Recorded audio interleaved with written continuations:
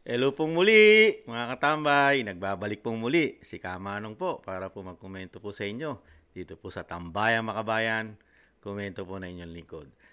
Sana po nasa mabuti po tayong kalagayan, mga kababayan ko, mga katambay. Saan man sulok po ng mundo, mga katambay. Binabati po kayo ni Kamanong. Mabuhay po kayo. Ito po, komentuhan po natin mga katambay. Ito po, nakita ko po ito eh. Medyo matagal na po ito. At ito po talaga mga dilawan po ito mga katambay. Itong Three Stooges na ito mga katambay. Three Stooges. Ibang klase pa po ito. Panahon pa po ito nila President Aquino. Ni dating President Aquino. Talagang mga sikat na po ito. Yung iba po rito nabigyan pa nga po ng posisyon. Lalo po ito po isa, si Llamas. Ito po, komentuhan po natin. Dahil masyado po nilang minamaliit po ang mga Duterte, lalo na po yung mga DDS na sinasabi po nila, itong tatlo. Si Ronald Llamas, at syempre po si Richard Heyderian, at syempre po yung tumatakbo po na hindi po makapal ang muka, yung taga Maynila po, si Mark Gamboa mga katambay. Komentuhan po natin itong tatlong ito na masyado po nilang kinukutya at minamalit po ang mga Duterte at ang lalo na ang mga sumusuporta rito. At ang sinasabi nga daw po nila, kulelat na kulelat daw po nitong darating na 2025 midterm election o itong election na susunod mga katambay. Pakinggan po natin at komentuhan po natin. Mga pigs. Mga pigs. Kasi, tayo, pati yung kay Kaloy din, dami naman nagalit. Alam ba talaga? 2 days na sa Reddit na binabastos tayo. Anyway, speaking of, Sir Ronald Llamas, kahit maraming galit sa atin, kahit galit yung mga pink sa atin, especially sa akin, advance happy birthday daw, sabi ng mga tao. Happy birthday. Sir Ronald, Salamat. to run for senador. Yung edad ko lang ang tumatanda. Yung aking puso ay laging bumabata. Wow. Yun. Puso lang yung bumabata. Wait lang. That was wrong. Like that's wrong. Tatawanan pa. Rewind. Balikan natin ito guys. Pag-usapan natin. Ayan, speaking of the Pinks, pinagtatawanan sila ng mga DDS. 3% na lang daw sila. 8 Inodoro, mga ganun. Mukhang ngayon, malapit na sila papunta dyan, di ba? Medyo lumilit ang base nila. In the previous episode, Mark talked about itong mass defections ng even vloggers. Mukhang, sa dulo siguro Jonathan Morales na lang matitirang vlogger. So, meron din sila, di ba, BNJ or JNB. Ano ba yan? Buljak and Jonathan Morales. Okay. Sir Ronald, the surveys are interestingly, first of all, hindi tugma. Tignan mo yung SWS Pulse Station. Wait lang. Magkakaiba. Parang sa na bansa ito. Parang wala at all sa SWS. Medyo nakakapareha sila dun sa pagbaba ni Vice President Sara. Yes. Halos lahat pare-pareho. Di ba? Doon sila nagkakapareho, di ba? Pero pagdating sa Senate, magkakaiba. Ang halos parehas lang. Number one. So Erwin is number one. That's still there in all surveys. Pero yung iba is kunya, si Binay and Villar are there in SWS. So, okay, first of all, ano yung difference? Yung Erwin at saka Ben Tulfo, halos pareho. Maliban sa isang survey. SWS. Yung most surveys, parehas silang top 1, top 2. No? Doon lang sila sa isang survey na iba. Ang medyo malayo. Halimbawa, dun sa isang survey, Ayan po mga tambay. Putulin na natin. Masyado po nilang minaliit at sinabi nga po, di ba, yung matitira na lang daw pong mga vlogger ng DDS ay si Jonathan Morales na lang daw po mga tambay. Hindi man lang sinama si Kati Binag. Hindi nila mabanggit si Kati Binag mga tambay kasi pupuntos po yun eh. Bakit? Maraming hawak na USB si Kati Binag eh. More than 150 USB. Mga naka-upload na po. Di po ba? Kaya hindi po nila mabanggit-banggit si Kati Binag. Hanggang kay Jonathan Morales na lang po sila. Di ba? At ito po, talagang nilalason po talaga kasi nila nilalasong po ang isip po nitong mga ito. Talagang minamalit po at pinupulaan po ang mga Duterte at ang mga DDS daw po, mga supporters po, yung mga diehard supporters po ng Duterte, mga Duterte supporters, mga katambay. Hiyang-hiya naman tayo sa kanila. At sinabi pa mga katambay, mga kababayan ko, na malapit na rin daw po tayo, danasin daw po ng DDS at ng mga Duterte, yung 8 diretso na sinasabi daw po natin sa mga pink, mga diretso, inidoro, mga katambay. Talagang ito po yung mga hibang itong Three Stooges po. Hibang po ito, mga lutang sa hangin. Mga talagang hanggang survey na lang po kasi yung ipinagmamalaki po nila sa taong bayan, hindi naman po trabaho, hindi po gawa. Di ba? Ang sinasabi nga po sa inyo ni Kamanong, si Kamanong po tumitingin sa natrabaho po ng politiko. Hahangaan po natin ang politiko sa kanyang nagawa, hindi po sa survey. Katulad po ito, yung mga hinahangaan pong politiko nito, mga dilawan po ito Mga dilawan, ngayon naman po, kinakampihan naman po nila ito. Yung mga dati po nilang kaaway, si Binay. Binay po, mga kaaway po nila yan. Di ba? Dahil nga po nung panahon ni Pinoy, nabinay nila yan Di ba? Di umano. Si Tulpo, minamanok po nila si Tulpo. At lahat po ng pambato po ng bagong Pilipinas sa senatorial slate, talagang minamanok po nila. Dahil daw po sa survey, mga katambay. Ang sinasabi ko nga po, ulitin ko, ano po ang credential na ipagmamalaki po nung mga pinagmamalaki po ditong Three Stooges at minamalit po ang mga Duterte, mga katambay, at talagang ilang percent na lang daw po ang nakukuha, lalong-lalo na itong sinasabing pambato din po ng DDS, pambato po ng dating Pangulong Duterte, di ba? Yung partido po niya, at minamalit niya po yung PDP. Minamalit mo yung PDP laban. Hindi. Sinasabi nga ni Kamano, ang survey, sa kanila lang yan. Survey po nila kasi yan Dahil katulad ko po, hindi naman ako naniniwala sa survey. Dahil paano ka maniniwala dyan? Milyon-milyon ang botante ng Pilipinas. Ang mga Pilipino, napakaraming botante. Kukuha ka lang ng figure na 1,000. Pinakamalaking 2,000. Di ba? Minamining conditionin mo lang yung utak ng mga Pilipino na pwedeng gamitin sa dayaan kasi yan Komento na inyong lingkod. Kayang dayain dahil kinukondisyon ng utak ng mga Pilipino dahil ito'y lumalabas sa survey, di ba? Kaya trabaho po yan Komento na inyong lingkod. Trabaho po yan at style ng mga bulok at yung sinasabing mga kasama po ang mga financier yata. Mga may financier po dyan na ayaw na mawala sa pwesto. May kasama rin yata mga oligarko dyan, mga katambay. Di ba? Saka dito po sa Three Stooges na ito, puro ano lang po sila puro haka-haka, survey, wala na yung mga Duterte, panis na yan, masisilid na sa inidoro yan. Ayon dito kay Ronald Llamas, siya nga daw, tumatanda lang daw sa kanya edad, pero isip niya, mga katambay, ay hindi tumatanda. At kasama rin si Haydarian, o si Richard Haydarian, at saka siyempre si tumatakbo senador, mga tambay. Nakakatuwa lang po. Wala man lang po maipagmalaki. Wala man lang maipagmalaki ito sa mga Duterte kung hindi yung survey lang nila. Wala silang ligasiya. Wala man lang ipagmamalaki na yung kanilang pambato, lalo rito sa bagong Pilipinas dahil nagagalit ng araw yung mga pink sa kanila Dahil nga, yung dati po nila sinusuka ng mga Marcoses, kinakain ulit nila, nilulunok, mga tamay. So, sinuka na, kinakain pa. Ganun po yata style nila. Ngayon, parang lumalabas, parang meron pong mga pink saka dito sa bagong Pilipinas na magkakasama, di ba? Dahil nga, nalaman din natin, natuklasan natin, di ba? Alam na natin na lahat po ng mga may sangkot sa droga, nakalaya. Yung mga may sangkot na krimen, nakalaya. May tumatakbo pa, di po ba, mga katambay? Pero bigyan natin ng figure ka. Nakakahiya po rito kasi nilalason po tayong mga Pilipino, lalo po yung mga hindi po nagsusuri, saka hindi nagre-research. Malalason po utak nitong tatlong Three Stooges na ito, mga katambay. Pinasasama mo yung mga politiko na naubod ng galing.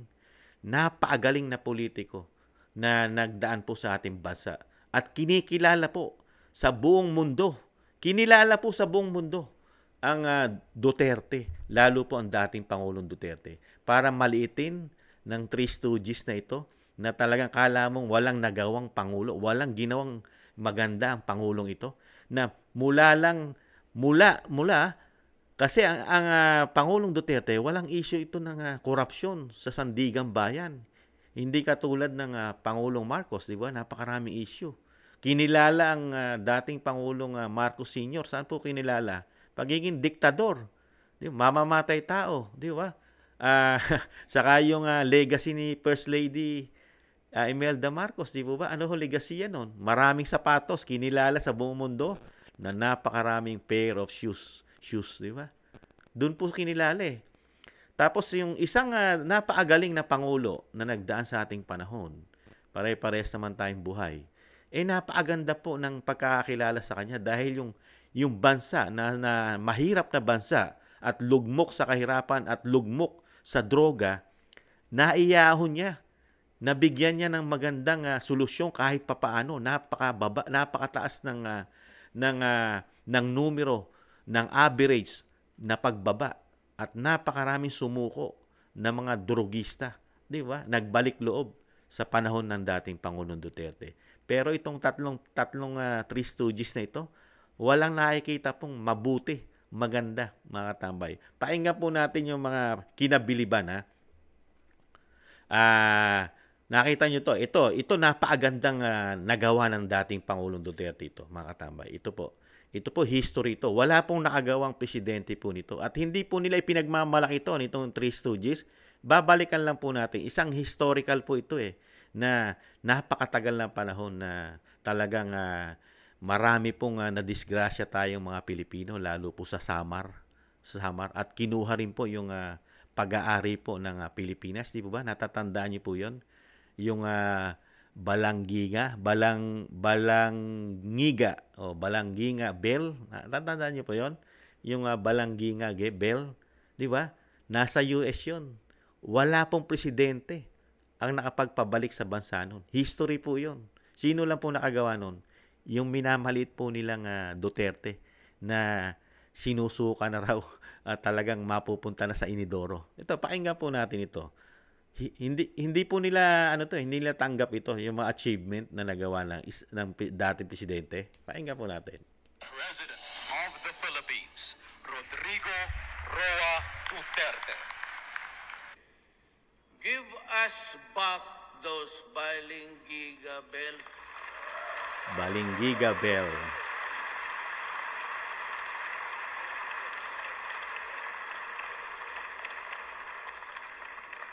They are ours. They belong to the Philippines. They are part of our national heritage.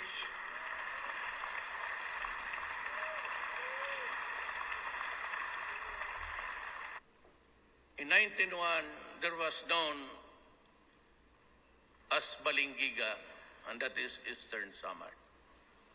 It was the time for Philippine-American War, a combined group of Filipino villagers and guerrillas, and an effort to defend Samar Island from the alien invaders, attacked and overwhelmed a U.S. United States infantry garrison. 48 American officers and men were slain in the attack. On the Filipino side, the casualty count was 28 killed and 22 wounded. In retaliation... Yan po mga tambay, binalik tanaw lang po natin yung history, di ba? Yung Balanggiga Bell. Buong Pilipinas po nagdiwang dito. Talagang naibalik po sa atin yung karangalan na atin na kinuha po ng United States. Ito po mga panahon ng 1901, yung nabanggit ng Pangulo, napakatagal na. Siya lang ang nakapagpabalik, di ba? Itong Balinggiga Bell. Hindi po ito pinagmalaki nitong Three Stooges, mga katambay. Yung mga achievement na ginawa ng dating Pangulong Duterte. Ito pa yung mga pakinggan natin, yung mga history po na nangyari sa isang presidente ng bansa na hindi po nangyari sa kanilang iniidolo nitong Three Stooges. Wala po tayong nabalitaan na ipinagmalaki po sa buong mundo ang kanilang mga idol, mga katambay. Kahit isama na natin ang Pangulong Marcos. Namuna naman si Pangulong Duterte sa online poll ng Time Magazine para sa 100 pinaka-maimpluwensyang personalidad sa buong mundo. Sa pagsasara ng botohan noong April 16 ay 5% ang nakuwang boto ni Pangulong Duterte. Naungusan niya sina Canadian Prime Minister Justin Trudeau, Pope Francis, Microsoft co-founder Bill Gates at Facebook founder Mark Zuckerberg na nakakuha ng 3% sa online vote. Mas mataas din ang nakuha ni Pangulong Duterte kaysa kay Russian President Vladimir Putin, Chinese President Xi Jinping at US President Donald Trump na kaparehong nakakuha ng botong 2%. Gayunman ang mga editor pa rin ng Time Magazine na magpapasya kung sino ang pasok sa opisina. Tingnan niyo mga tambay, ano? Time Magazine sa buong mundo. History ng bansa. Itong Three Stooges, ano history ng pinagmamalaki nilang mga sa atin doon sa survey na nangunguna raw pat talagang masisilid na sa inidoro ang mga Duterte. Samantalang iniwan legacy ng Duterte. Makakalimutan po ba ng mga Pilipino yon? Katulad na lang yung Bell. History po yan, naibalik sa atin. Sa island po ng Samar. Di ba? Tapos ito, Time Magazine, number 1 ka nung panahon ni dating Pangulong Duterte. Sa buong mundo, pinag-usapan siya. Dinaig niya pa ang pinaka-powerful na bansa, di ba?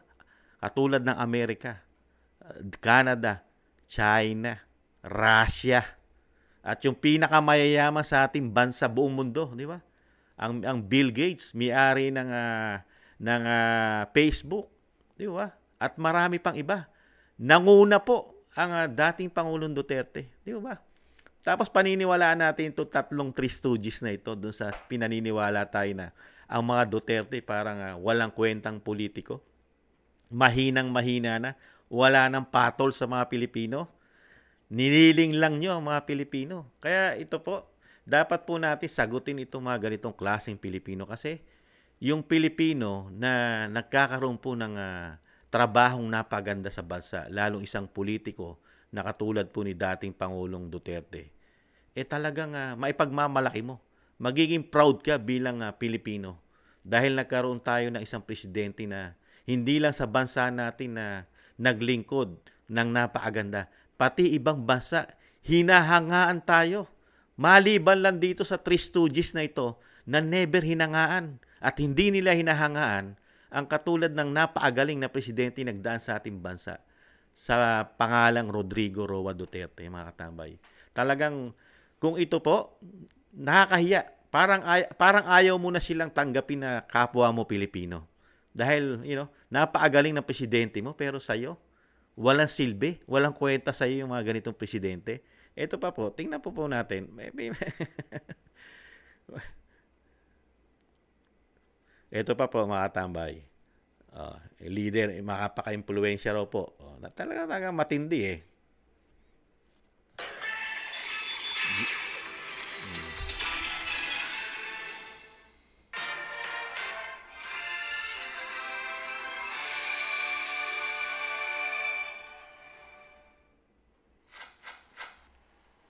Nangunguna bilang most influential leader sa buong mundo si Pangulong Duterte sa Time Magazine. Kung sino ba ang iba pang personalidad na pasok sa listahan, alamin natin sa report ni RH. Ito, natin to. Ito isa pala. Ito naman isa. Maganda dito eh. Sa Forbes, ito. Sa GMA7 ito. Tingnan natin. So, si Pangulong Duterte sa listahan ng mga pinakamakapangyarihang tao sa buong mundo para sa taong 2016. Sa listahan ng Forbes na binubuo ng 74 na personalidad, nasa ika-70 pwesto ang ating Pangulo. Mas mataas siya ng isang ranggo kaysa sa leader ng teroristang grupong Al-Qaeda na si Ayman al-Zawahiri. Mas mababa naman tingnan pa natin ito iba. Ma-influensya, biruin mo. Powerful. Rodrigo Duterte gets the highest votes in an online voting for the prestigious Time Magazine's list of 100 most influential people in the world. Rosalie Cos will tell us why. Based on the result, Philippine President Rodrigo Duterte got a 5% yes vote since March until last Sunday night in Time Magazine's 2017 poll for its yearly Time 100 list. The Time 100 is a yearly list of the most influential people worldwide in the fields of arts, politics, business, and science and technology. Next to President Duterte are Canadian Prime Minister Justin Trudeau and Halos 2 taon po niya nakuha. Mayroon siya 16, 17. At halos taon-taon po hindi po siya nawawala sa pinag-uusapan po. Magmula po nung siya'y maupo hanggang matapos po ang kanyang termino 2022, mga katambay. Pinag-uusapan po at hinahangaan ang ating presidente, ang dating presidente po, mga katambay. Maliban po dito. Maliban lang po dito sa sinasabi ko nga po, mga katambay, itong Three Stooges. Nakulelat daw po sa eleksyon ang Duterte, mga katambay. Hindi ang mga Duterte hindi kailangan po na maging maging powerful o sinasabi nangunguna sa survey. Di po ba, mga katambay? Niluluko lang po tayo itong tatlong itlog na ito, mga katambay. Talagang yung ginagawa po nito, hindi po naman kasi nila hahangaan at hindi nila ipagmamalaki ang itong tatlo na ito, lalo si Ronald Llamas, talagang dilaw na dilaw ito. Si Richard Heyderian, ano po ito, parang makapili po yata ito. Lalong-lalo itong si Mark Gamboa, ito po tuta po ito ni Isko, I think, ni Isko Moreno, mga tambay. At ito po nagbablog po ito dati parang sa sports. Tapos nag-vlog din po ito sa showbiz. Ngayon naman po, politician naman po ngayon, itong si Gamboa, mga katambay. Talagang nakakaano lang po. Yung mga iniwan nga pong mess, yung kalat, yung mga kahihiyan, yung ginawa ng dating administrasyon po, di ba? Yung mga pasan-pasan po ni dating Pangulong Duterte nung siya imupo. Itong grupo pong ito, di ba? Ano po ginawa ni dating Pangulo po doon sa mga dungis at kahihiyan nangyari po sa ating bansa, di ba? Sila po yun Ito pong hinahangaan nilang itong tatlo na ito. Lalo si Richard Heyderian at si Ronald Llamas, yung sa panahon po ni Aquino. Di ba? Ano po? Laganap na droga. Laganap na korupsyon. Di ba? At napakahirap din po ng buhay. Napakataas ng krimen. Meron pa nga pong running in tandem nun, di ba? Kidnapping, holdapan, at sari-saring krimen, di ba? Noong mga panahon nila. Di ba? Ano po nangyari doon? Di ba ang laki po ng nabago sa bansa natin noon? Pero hindi po nila inaccept yun. Itong tatlo na ito. Never nila inaccept yun. At napakababa po ng krimen o crime rate. Pati droga. Nung panahon po ni dating Pangulong Duterte, ang laki po ng binaba, mga katambay. Sa loob ng 6 na taon, nawala po halos, lalo yung mga running and tandem, di ba? Pati yung gawaan ng droga, nawala po sa kulungan, sa national bilibid ng ating ng bilibid natin sa prison, di ba? Nawala po. Na nasangkot pa dyan ang dating senadora, di ba? Laila de Lima, kasama ang kanyang bodyguard, driver, di ba? Pero ngayon, malayang-malaya na sa bagong Pilipinas, mga katambay. Tumatakbo pa yata ang party list, mga katambay. Kaya nga nakakagulat lang po. At yung iniwan po nilang problema, di ba? Yung problema doon sa SUP 44. Sino po ang nag-ayos po ng namumblema po noong mga panahon na yun? Di po ang dating Pangulong Duterte. At yung iniwan po nilang nagkandaleche-leche yata, yung Yolanda. Di ba? Halos sino po ang nag-ayos po at talagang pinaganda pa. Dahil yung mga ginawa po nila ron mukhang isang bagyo lang sira na. Di ba? Halos 85% ang tinapos ni dating Pangulong Duterte ron. Di ba? Sa Yolanda. Di ba? Tapos wala po itong wala po itong nakita man lang itong mga ito sa dami na achievement na nagawa ng Pangulong Duterte, dating Pangulong Duterte. Pero ni isa wala po silang kine-credit o ipinagmamalaki. Kahit nga yung sinabi ko nga lang na Bell, yung Balinggi Bell o ano ba pangalan doon sa Bell na yon na nakuha po. Balinggiga Bell. Tambay, isang history sa ating bansa. Di ba?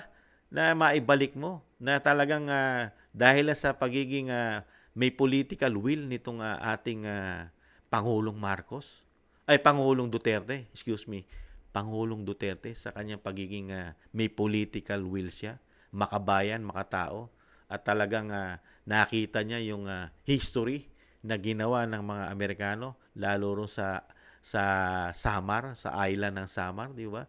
Pinatay yung mga kababayan natin doon. Tapos kinuha pa nila itong Balingiga Bell, di ba? Pero itong Three Stooges na ito, wala man lang sila nakita. At napakarami pang ginawa ng ating dating Pangulong Duterte na hindi man lang nila na-appreciate, di ba? Yung sa drug war na nga lang, napakaraming sumuko, nagbalik loob, di ba? Na talagang nagpagawa ng isang damukal na rehabilitation center ang dating Pangulong Duterte. Di ba? Napakarami pong sumuko. At ganun din po. Ito mukhang sumusuporta rin yata ito sa mga kaliwang grupo, mga katambay. Nagtatanong lang inyong katambay. Mukhang sumusuporta rin po ito. Napakarami rin po sumuko ng mga kaliwang grupo noong panahon po ni dating Pangulong Duterte. Mga nagbagong buhay. Hindi rin po nila ipinagpasalamat yon, mga katambay. Mga sumuko. Isang damukal. At hindi rin po nila ipinagpapasalamat yung nangyari, nagkaroon tayo ng isang napaagaling na presidente. Di ba? Hindi nila pinagpasalamat nung COVID-19. Napakarami pong pinagawa at pinatayo na facility ng COVID-19 para po hindi mamatay, maubos ang ating lahi. At ginawan po ng paraan ng dating Pangulong Duterte na talagang ginamit niya po yung pagiging good leader niya. Powerful na leader. Kinilala sa buong mundo na leader. Di ba? Nagamit niya yon.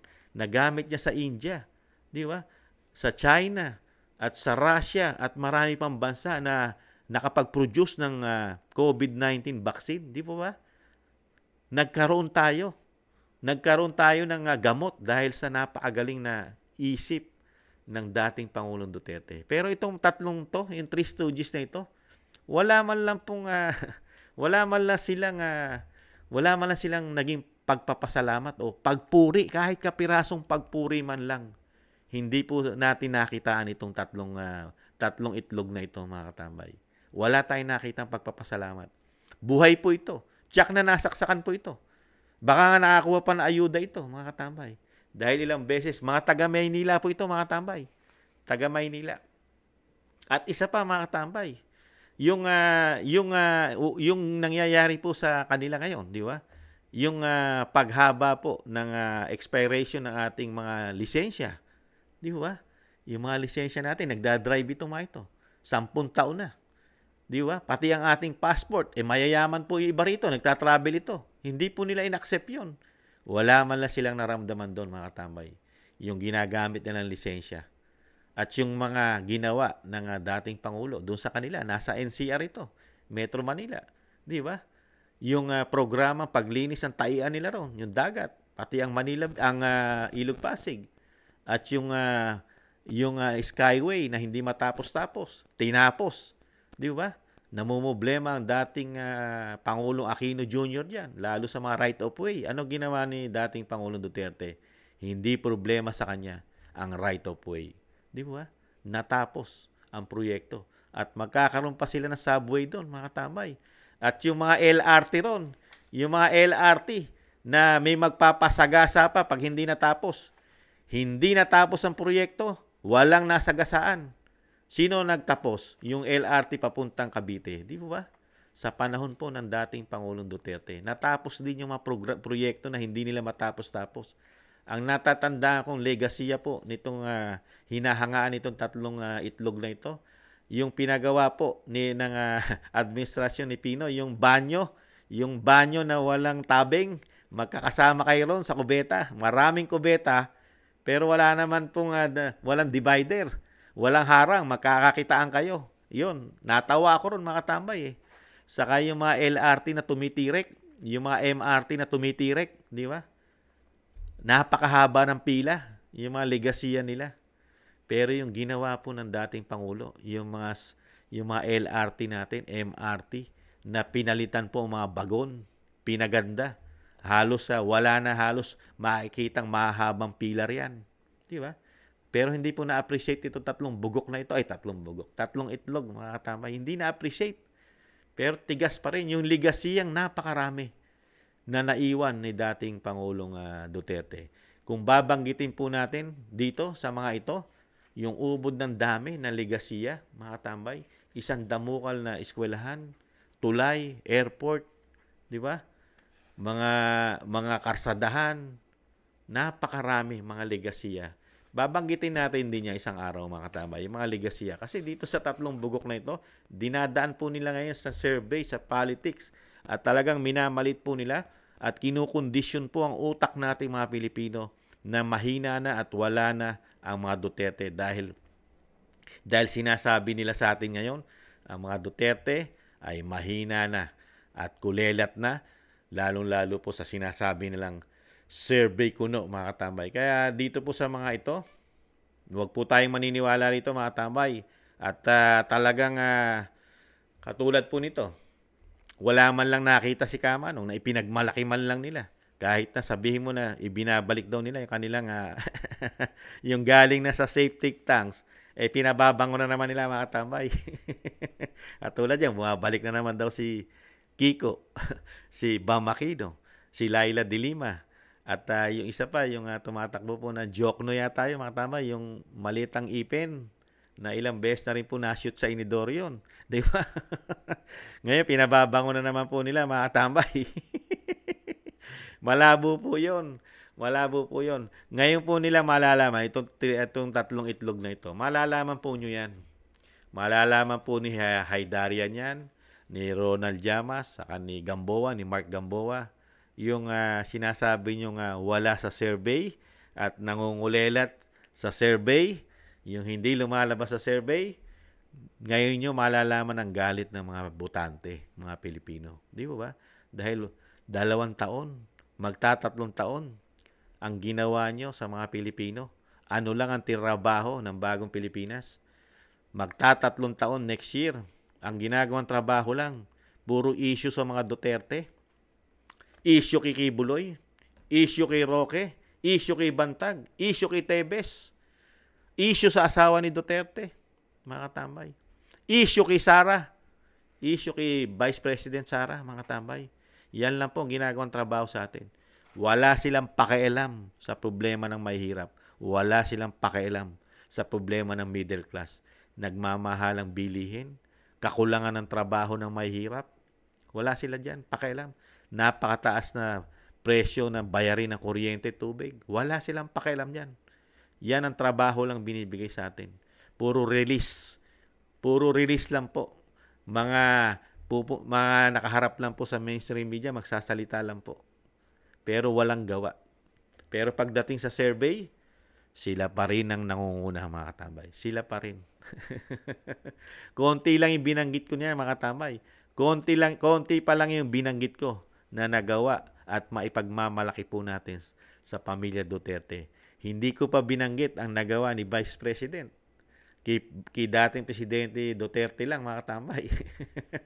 Kasi kung ibabanggitin natin lahat, lalo pong masishoot at masusunog sa banga ito. Itong tatlong itlog na ito, mga katambay.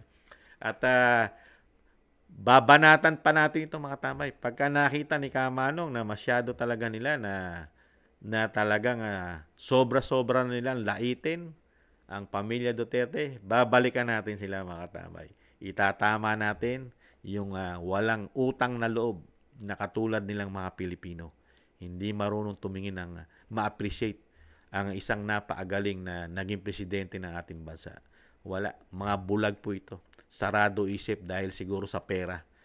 Iba kasi nagagawa yata ng pera pagka ikaw ay nasasapalan nito, mga katambay.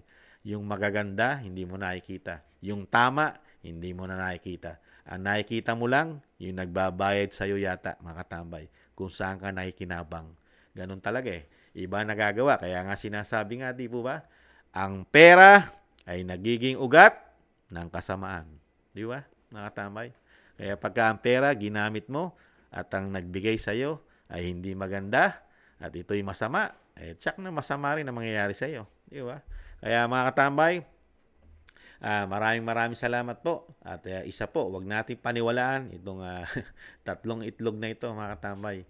Ito po ay hindi marunong tumingin ng magagandang nangyayari sa ating bansa, lalo nung panahon ni dating Pangulong Duterte. Pero tayong mga katambay, mga kababayan ko, na bukas ang isip natin sa natatrabaho ng politiko. Di po ba? Ano po ba sinasabi na inyong lingkod? Titingin tayo sa trabaho, hindi sa itsura, hindi sa ganda ng pananalita. Hindi yan magdadala sa tagumpay at sinasabing kabawasan ng paghihirap ng mga Pilipino. Nada. Malabo yan.